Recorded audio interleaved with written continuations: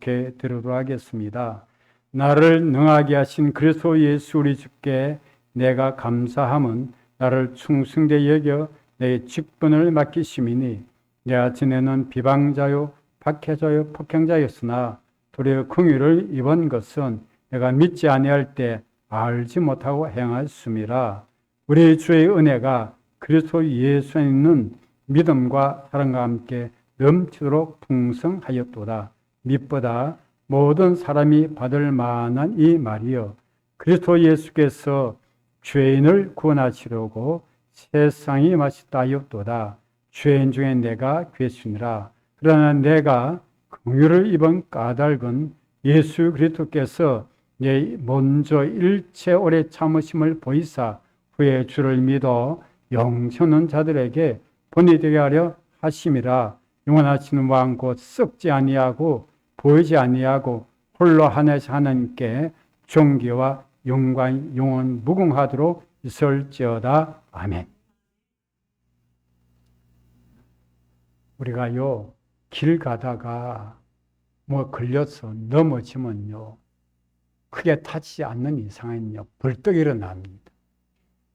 창피해서 그래요. 그래서 누가 봤는가, 아는 사람이 봤을까? 발떡 일어나고 아무렇지 않은 척, 전혀 뭐 뼈가 부러지는 정도는 모르지만 발떡 일어나고 나중에 혼자서 아야 이렇게 하게 되어져. 우리는 창피하게 그런 그 일을 당하는 것을 별로 좋아하지 않죠. 우리가 다른 사람에게 동정을 받는다. 동정은 그 불쌍히 이기는 거지 않아요. 동정을 받는다고 할 때 우리는 굉장히 자존심을 상하게 됩니다. 내가 왜 동정을 받는 사람인가? 라고 하는 것이 되죠. 그리고 우리가 그래서 누군가 정말 어려운 사람을 도와줄 때도 그 분에게 자존심 상하지 아니할 정도로 배려하면서 도와주는 것이 필요한 거예요. 그냥 무턱대고 내가 당신 힘들지? 내가 도와줄게. 그건 자존심 상하지 않는 그런 선에서 배려하면서 도와줘야 하는 것을 알 수 있어요. 오늘 긍휼이라는 단어가 나왔죠. 긍휼은 불쌍히 여긴다는 뜻이에요. 사도 바울은 자신이 우리 주님의 긍휼을 입었다. 주님이 자신을 불쌍히 여기심을 자기가 입었더라. 그렇게 고백을 했어요. 처음에는 자신이 하나님 앞에 내가 불쌍한 존재라는 것을 전혀 깨닫지를 못했습니다. 왜 그럴까요? 자신은 정통 유대인이에요. 유대인으로서 정말 그 혈통적인 유대인으로 말하자 그러면 유다 지파 후손, 그 다음에 유다 지파 함께 남쪽 유다 나라에 남아있던 베냐민 지파, 레위 지파 후손, 이런 정도의 사람들이 혈통적으로도 깨끗하다. 그런 순수 유대인이라 말할 수가 있습니다. 자신은 베냐민 지파의 후손이었어요. 그리고 어려서부터 예루살렘에 태어난 곳은 다소라는 곳에서 태어났지만 예루살렘에 와서 가말리엘이라는 당시 최고의 율법 학자의 밑에서 제자가 되어서 율법을 정통적으로 배운 인물이라는 거예요. 그러므로 자신은 어려서부터 율법적으로는 흠이 없는 사람이라. 여러분 저를 보십시오. 여러분 지금 난 누구 앞에 흠이 없는 사람이라고 당장에 말할 사람이 있을까요? 우리가 없을 거예요. 그런데 율법적으로도 흠이 없다 말할 수 있어요. 자부심이 대단한 사람이었어요. 더 나아가서 자신은 바리새인이에요. 바리새인은 때로는 가르치기도 하는 율법을 그런 선생 위치에 있는 그런 사람이었던 거예요. 자, 그런 사도 바울이 어떻습니까? 자신이 하나님 앞에 불쌍한 존재다 받아들일 수가 없었던 거예요. 내가 왜 하나님 앞에 불쌍한 존재야? 나는 하나님 앞에 할 만큼 다 했는데 왜 그렇습니까? 그렇게 생각할 수밖에 없는 사람이에요. 여러분 이건 교회에 노는 성도들 가운데도 그런 마음을 가질 수가 있는 것임을 보여주고 있는 것입니다. 그런데 부활하신 예수님을 만나고 난 다음에 바울이 확 달라졌잖아요. 아, 내가 뭡니까? 죄인이구나. 더 나아가서 난 죄인 중에 괴수구나. 그걸 알게 된 거예요. 그리고 전에 자신이 신앙의 그 박해, 핍박에 앞장섰던 인물이라는 것을 고백하면서 자신이 뭐 박해자요, 뭡니까? 오늘 말씀해 보니까 비방자 13절에 전에는 비방자, 박해자, 폭행자, 예수 믿는 사람들 그렇게 했다는 거예요. 그렇게 한 일은 알지 못했을 때 그랬더라.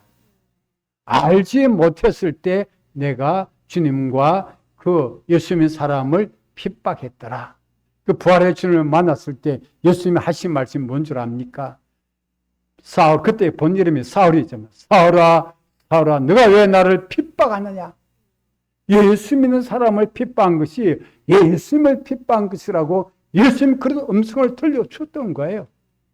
그래서 정신이 번쩍 들어갔고 자신이 죄님을 깨닫고 그때부터 예수 믿게 되고 그 다음에 그 안나니라는 제도를 통해서 뭐 물세례도 받고 물세례 받을 때 안수기도 받으니까 성령 충만 은혜도 받고 그대로 이제 수년 동안 훈련 받아가지고 사도로서 복음을 전하는 위대한 인물이 될 수가 있었던 거예요. 그 사도 바울이 쓴 거 디모데 전서란 말이에요. 예.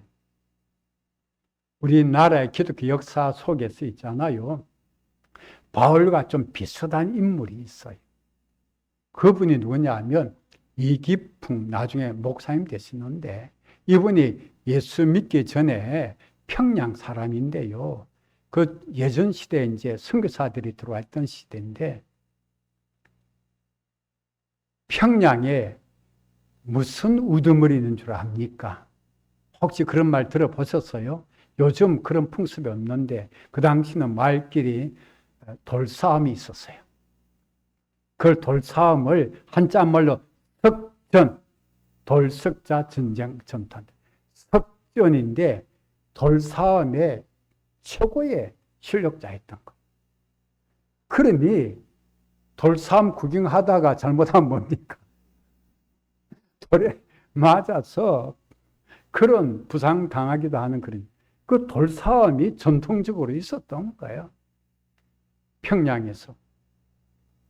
그런데 보니까 그 마페스라는 선교사가 뭐 꼬랑말로 쇼미다샤요 막 이렇게 하니까 아주 왜 이상한 서양 사람이 와서 이상한 걸 믿으라고 하는가. 그래 따라다니면서 괴롭히다가 돌 던지다가 한 번은 이 자기 그 패거리들 있잖아요. 돌 잘 던지는 이 패거리들 몇 명을 데려가서 선교사 집에 가서 그대로 돌을 한두 개 아니고 집으로 던져버린 거예요. 아니었으면 근데 아무런 기척이 없었대요. 막 밖에 튀어나가고 막 욕하는 것도 없이 가만히 있더래요. 그런데 그 일이 있고 난 다음에 이풍 꿈을 꾸는데 바울이 예수를 만났을 때 같은 그런 꿈을 꾸는 거예요. 마페 선교사가 돌에 맞아서 자신들은 돌에 맞아서 피를 막 흘리고 있고 뭐 지네들은 또 다른 책에 보면 코뼈가 부러졌다 뭐 그런 말도 있어요. 예, 한국 교회사에 보면 피를 막 흘리는 모습을 보여주시면서 주님께서 음성을 들려주는 주님이 이기풍에게 기풍아 기풍아 사울아 사울아 똑같아요. 너가 왜 나를 박해하느냐. 예, 왜 나를 괴롭히냐는 거예요. 그리고 너는 나의 복음의 주인이 될 사람이다. 주님이 그런 이기풍을 긍휼히 주셔서 근데 그 말 듣고 괴로운 거예요. 그냥. 몸이 아파요. 해결이 안 되면 여러분 우리 죄를 해결 안 되면 몸도 안 좋아져요. 그게. 그래서 해결을 못하고 몸이 너무 힘드니까 할 수 없이 마페 선교사에 찾아가서 용서를 구했다니까. 그리고 그 뒤로도 계속 몸이 안 낫고 병원에 입원까지 하고 했을 때 어떻게 해요? 마페 선교사가 가서 위에서 기도해 주는 거예요. 그 마페 선교사에도 뭐가 있었습니까? 주님의 긍휼의 마음이 있었던 거예요. 긍휼히 여겨가지고 기도해 줬어요. 건강도 회복하고. 이 풍은 우리나라의 최초의 평양신학교에서 7명의 목사가 안수받을 때 신학생이 되고 7명의 목사 가운데 한 분이 돼가지고 어디에 선교했다고요? 제주도에 복음을 전하게 된 거예요. 제주도 가면 이쁜 목사님 설반 교회들이 있어요. 실제 우리나라 교회에서 일어난 일인 것입니다. 바울은 자기 자신이 처음에는 내가 왜 불쌍한 존재인가? 긍휼 인정할 수가 없어요. 오늘날도 마찬가지입니다. 아직도 주님의 긍휼을 내가 받아들이지 못한 사람은 여러 가지 이유가 있는 거예요. 내가 왜 불쌍히 여김을 받아야 되는 존재인가라고 하는 것이죠. 그리고 우리는 또 이렇게 말합니다. 어떤 사람, 나는 법 없이도 살 수 있는 사람, 착한 사람인데 뭐가 내가 죄인이란 말인가? 예, 바울 사도는 오늘 말씀해 보면 15절에 보면 밑보다 모든 사람이 받을 만한 이 말이요. 그리스도 예수께서 죄인을 구원하시려고 세상에 임하셨다였도다. 여러분, 예수님이 죄인을 구원하시려고 세상에 오셨다. 이것이 복음의 진수예요. 복음의 한 문장으로 표현했습니다. 바울은 그 진리를 알았어요. 예수님이 왜 세상에 오셨는가? 죄인을 구원하시려고 세상에 왔다. 근데 하나님 앞에 내가 죄인임을 깨닫지 못하는 사람이 예수 안 믿습니다. 많은 지식도 안 믿고요. 돈이 많은 부자도 안 믿을 수 있고요. 가난한 사람도 안 믿을 수 있고요. 정말 배움에 끈이 부족한 사람도 안 믿을 수 있고요. 세상 명예 쾌락을 좋아하는 사람도 안 믿을 수 있는 것이 수룩해요. 뭘 알아야 돼요? 빈부 기천을 막론하고 내가 하나님 앞에 죄인임을 깨달아야 된다. 내가 하나님 앞에 죄인인 거예요. 여러분, 하나님 앞에 죄인인 것은 내가 하나님을 믿지 아니하고 한때 내가 불순종하는 삶을 살았다. 그럼 누구께로부터 용서를 받아야 돼요? 하나님께로부터 용서를 받아야 되는 거예요. 하나님의 용서는 간단해요. 너 죄를 지었지. 죄값은 사망이야. 그러면 너가 죽어야 돼. 그러면 우리가 용서받으면 어떻게 해야 돼요? 내가 죽음으로써 끝나는 거예요. 예수님이 근데 나의 죄를, 우리의 죄를 대신 담당하시고 십자에서 피 흘려 죽으셨다는 거예요. 대속의 희생제물이 되셔서 우리 죄를 용서해 주신 거예요. 여러분, 기독교의 신앙은, 긍휼의 은혜는요, 최고로 값비싼 것입니다. 여러분, 지금 이런 말씀이 제가 전해서 그런 것도 아니고요. 이 복음의 진수의 이 말씀이요, 세상에 어떤 세계 최고의 부자가 강요하는 강령보다 더 값진 것임을 아시기를 바랍니다. 천조를 준다 하더라도 그 영혼이 구원받을 수 있겠어요?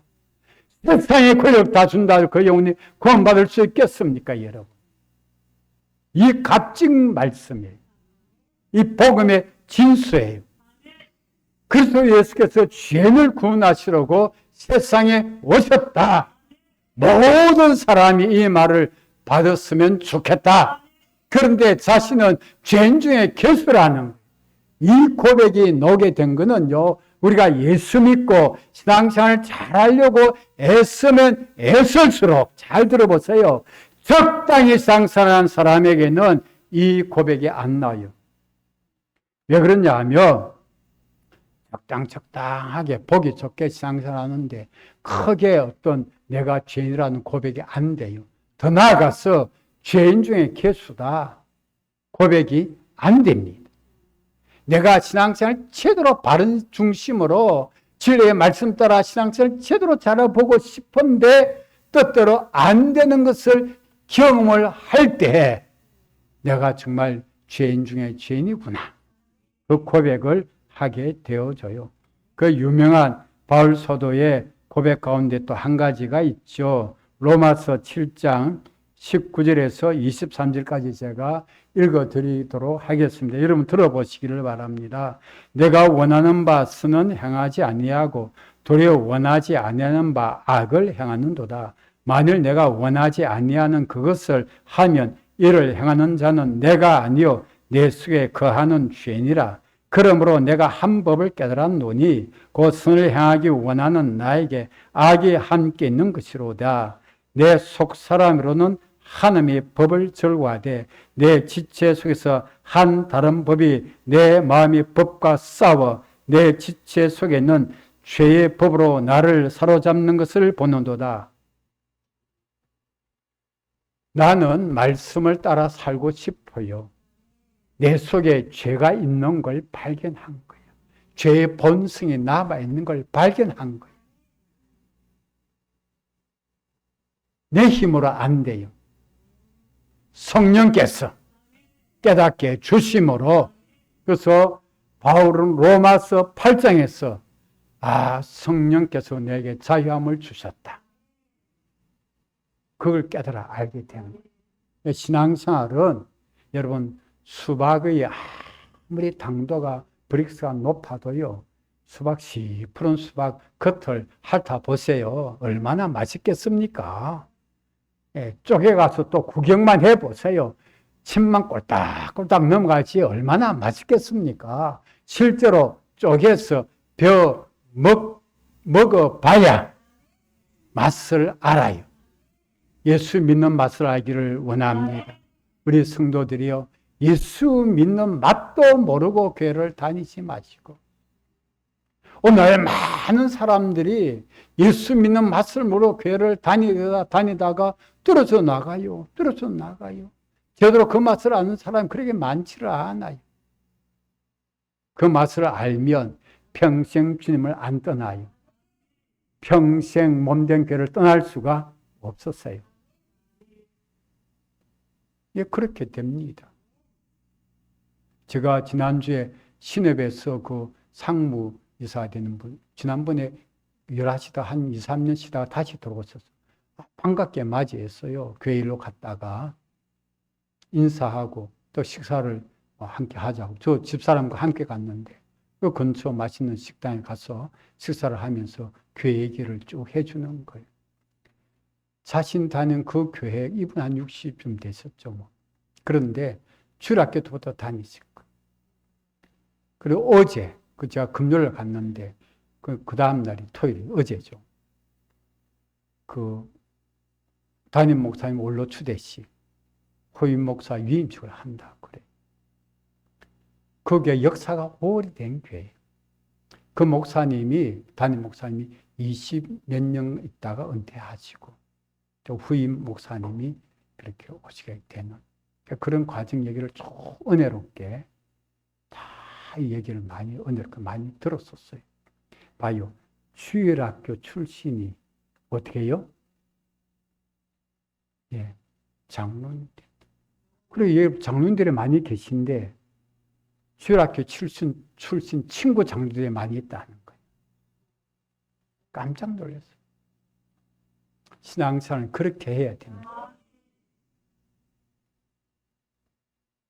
여러분들만 나오지 마시고 지금 자녀들의 영혼을 생각하셔야 됩니다. 자녀들의 영혼이 닫혀 있잖아요. 답은 한 가지. 긍휼히 여기세요. 긍휼의 마음이 아니고서는 자녀의 마음을 열 수 있는 사람은 아무도 없어요. 주님의 긍휼은요, 오래 참으시는 긍휼입니다. 오늘 말씀해 보십시오.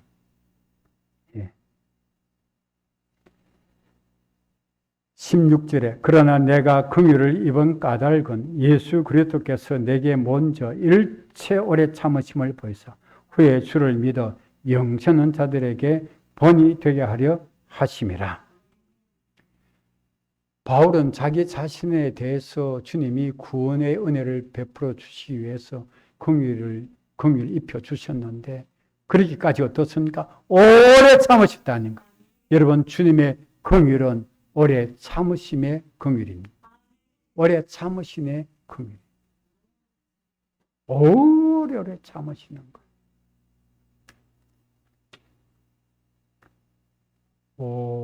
유명한 독일의 그 조지 뮬러 목사님의 그 유명한 간증 이야기들이 있지 않아요? 그분 생애 5만 번의 응답을 받았다. 이제 그 내용을 쭉 읽어보면 이런 내용이 나와요.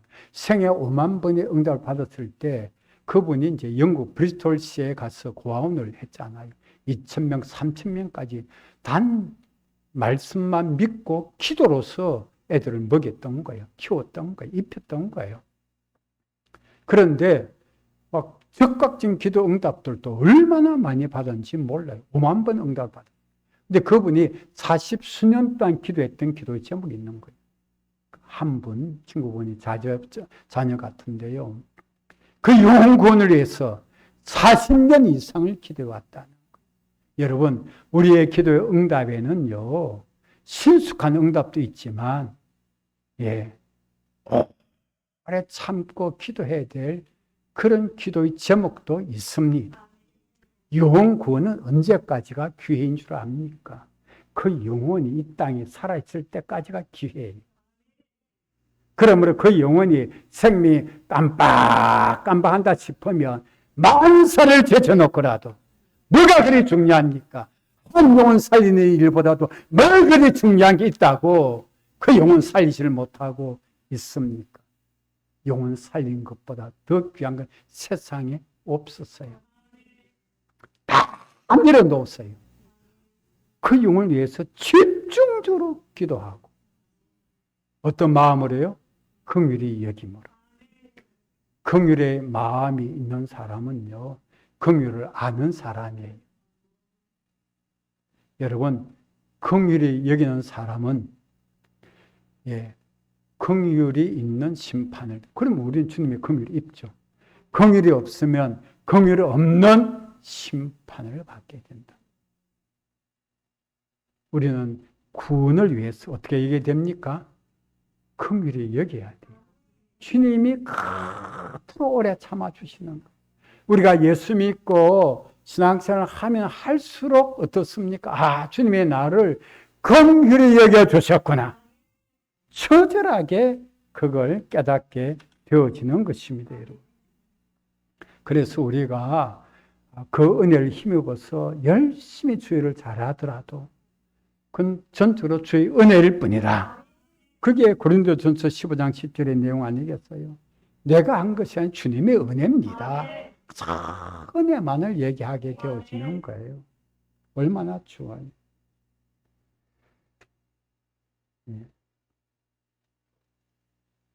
우리가 주님 앞에 정말 사람들을 대할 때 그 영혼 구원을 위해서는 긍휼히 여겨야 한다. 주님이 나를 긍휼히 여겨 주셔서 오래 참아 주신 것처럼 지금도 우리를 긍휼히 여기시는 거예요. 그걸 깨닫고 아는 사람은요, 내가 죄인이라고 고백 안 할 수가 없어요.